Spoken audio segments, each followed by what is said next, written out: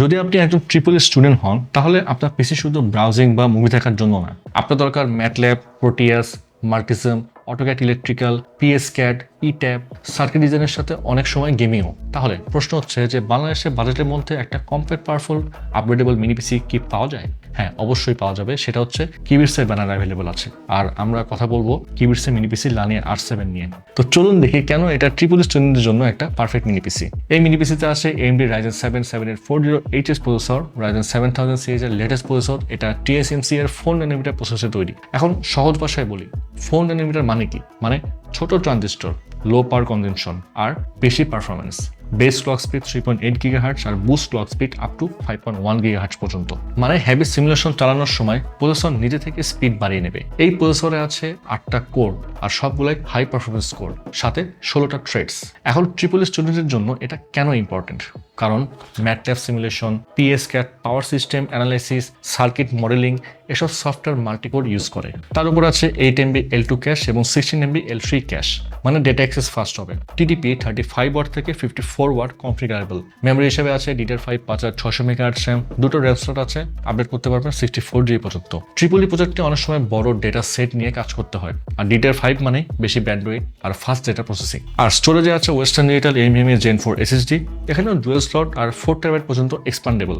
এবার আসি গ্রাফিক্সে। এই প্রসেসরের মধ্যে আছে AMD Radeon 780M, RDNA 3 আর Tegra 12টা গ্রাফিক্স কোর, স্পিড 2.7 GHz। এখন ট্রিপল স্টুডেন্টের জন্য এটা কেন দরকার? মূলত 3D circuit visualisation, AutoCAD electrical, MATLAB graphical simulation বেশ কাজে দেয়, আর সবকিছু স্মুথলি চলবে।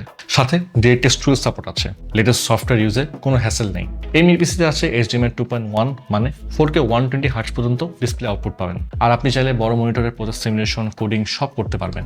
সবচেয়ে ইন্টারেস্টিং বিষয় হচ্ছে যে USB 4.0 আছে এখানে, মানে আপনি চাইলে এক্সটার্নাল GPU কানেক্ট করতে পারবেন। ভবিষ্যতে যদি NVIDIA RTX বা AMD Radeon RX ব্যবহার করতে চান, সেটাও সম্ভব। মানে এই মিনি পিসি শুধু স্টুডেন্ট লাইফ না, পরবর্তী ক্যারিয়ারও আপনার কাজে লাগবে। আর একটা বড় বিষয় হচ্ছে Ryzen AI NPU 10 TOPS। এখন অনেক সফটওয়্যার AI ব্যবহার করছে, MATLAB AI টুল, ইমেজ প্রসেসিং, ML ভিত্তিক প্রজেক্ট আর ডেটা অ্যানালাইসিস।